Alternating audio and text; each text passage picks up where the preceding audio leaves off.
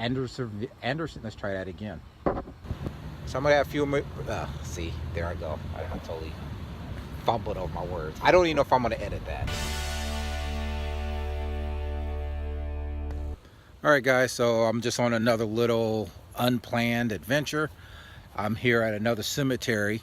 This is in Cleveland, Ohio. I think it's called Lakeland. And President Garfield is buried here somewhere, but I don't know how much time I'm gonna have.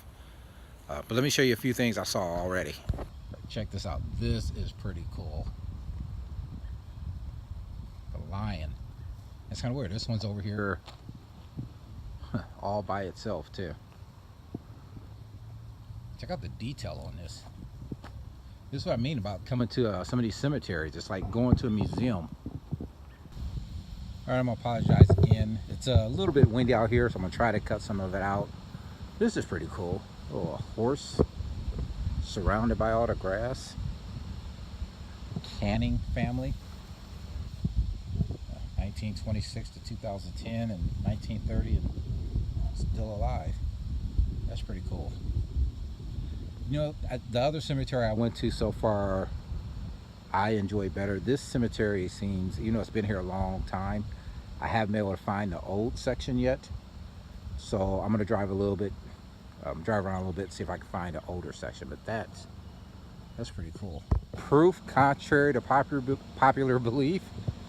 Evidently, Jesus was a Negro. Oh, all the inappropriate things I can say here. Negro, rest in peace. Evidently it was a doctor, so sorry, I just can't picture myself. Yeah, let's go see that Negro doctor. Oh, I am so disrespectful in this cemetery. I don't know what this is, but I just had to stop because that looks creepy. I have no idea what that's supposed to represent. And then you got the little guy inside of it. I mean, if that's supposed to be an angel, that's a really creepy ass angel. I don't know. I don't like that. All right, let me show you what I just came up on.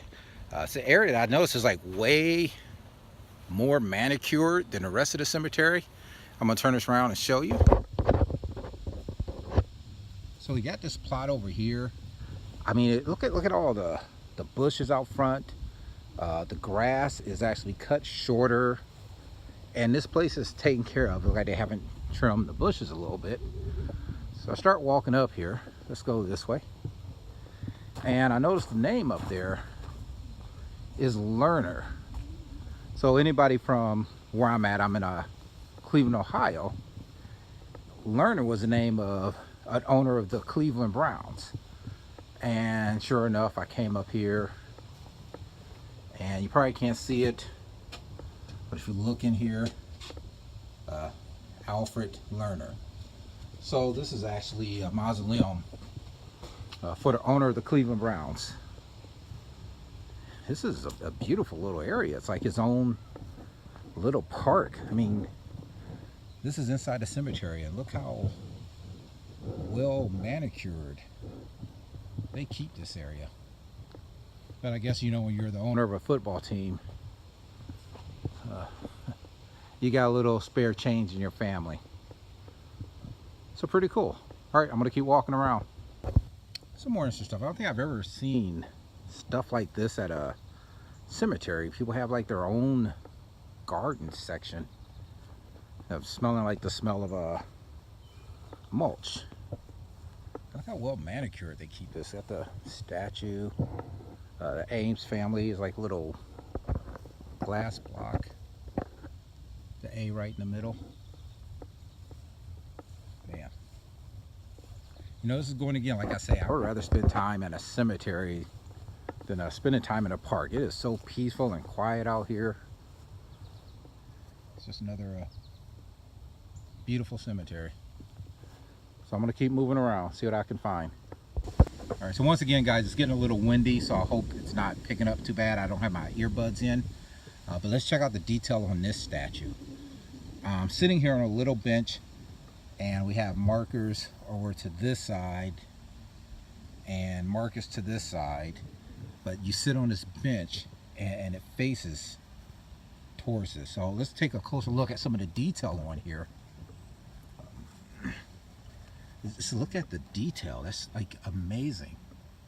The flowers, got the rose down here, and just look at the detail on the hair and the face, the eyes. And people have this misnomer about going to a cemetery. I mean, this is stuff you would go to a museum to see.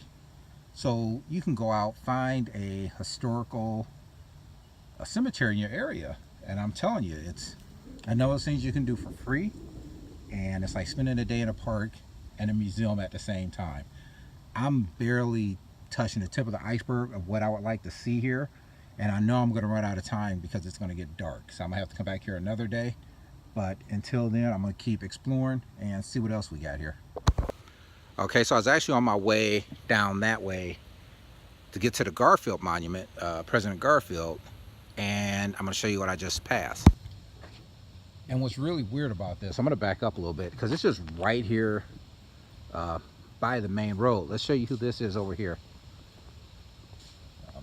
For people that may know a little history, this is Eliot Ness. They actually made a movie about him, The Untouchables. Eliot Ness was the agent responsible for bringing down Al Capone. And I forgot, I think his career did start in Cleveland. Let's see, Department of the Treasury, 1928 to 1935. Safety Director of Cleveland, 1935 to 1942. Wow, so that's amazing. I don't know what all the pennies. I've seen a lot of this here. I don't know what this means. A lot of these markers have rocks on top of them. But yeah, I'm just kind of a nerd. So when I saw Eliot Ness, I had to stop because this is very historic. That you don't realize these people are buried in your town. So I had passed one earlier. It had like a little lattice over it, and some of the vines were growing through, and this is why they do it. So you actually get these vines covering up the grave area, which is, I don't know, it's just kind of creepy to me. It makes it look like they're growing out of the dead bodies. Check this out over here. I'm gonna have to look this up. Somebody said he's a comic book artist, which might explain all the pins. All right, but a guy just drove past it. We got 5 minutes to get out of here.